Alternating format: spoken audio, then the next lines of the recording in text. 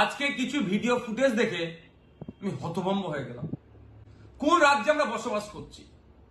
Police মন্ত্রী কি নির্দেশ দিচ্ছে পুলিশদেরকে? যেভাবে হবু টিচারদের সাথে আজকে পুলিশ আচরণ করলো, এটা কোনোভাবেই মেনে নেওয়া যায় না। আমি তীব্র নিন্দা ধিক্কার জানাচ্ছি পুলিশ মন্ত্রীকে যে আপনার পুলিশকে সংযত হতে বলুন।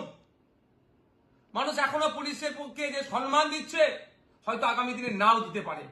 আমরা চাই না পুলিশ কোনোভাবে অসম্মানিত হোক, কিন্তু যেভাবে আজকে 2022-এর টেট পাস পরীক্ষার্থীদের যারা ইন্টারভিউয়ের জন্য যারা আজকে পরিষদ ভবনের দিকে এগিয়ে যাচ্ছিলেন দাবি নিয়ে যে ইন্টারভিউ করতে হবে, দ্রুত ইন্টারভিউ এবং মেধার ভিত্তিতে নিয়োগ করতে হবে, তাদের উপরে যেভাবে ঝাঁপিয়ে পড়লো, এটা মেনে নেওয়া যায় না।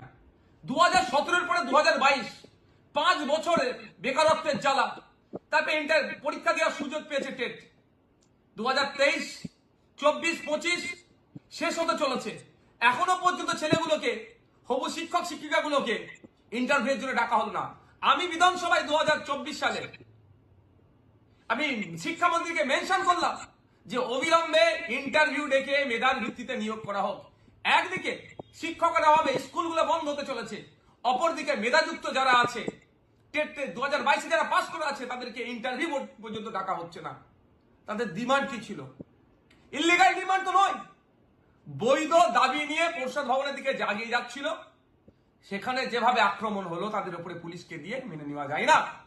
আসলে শিক্ষা দপ্তরের ব্যাপারটা নয়, রাজ্যের অর্থনৈতিক ভান্ডার শূন্য হয়েছে, খেলা মেলা করে হাজার হাজার কোটি টাকা উচ্ছন্নে দিয়েছে। এই শিক্ষকগুলোদের বেতন দেওয়ার কোনো জায়গা নাই, সেই অর্থনৈতিক পরিকাঠামো দুর্বল, এই জন্য এগুলোকে আটকে রেখেছে। এটা মেনে নেওয়া যায় না।